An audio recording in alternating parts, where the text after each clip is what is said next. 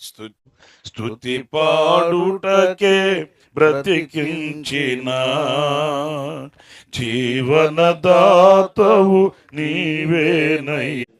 ప్రభువా, మా శక్తి చేత మా బలము చేత ఏది కాదని మమ్మల్ని మేము తగ్గించుకొని మీ చేతులకు అప్పగించుకున్నాం తండ్రి. పని మీదినైనా కేవలం మేము పనివారం మాత్రమే నా తండ్రి. మీ ఆత్మ ద్వారా మాత్రమే ఈ గుడారాల పండుగను ఆశీర్వాదకరముగా జరిగించ. అందరూ ప్రార్థన చేయండి. గుడారాల పండుగలో పాలు పంపులు పొందండి.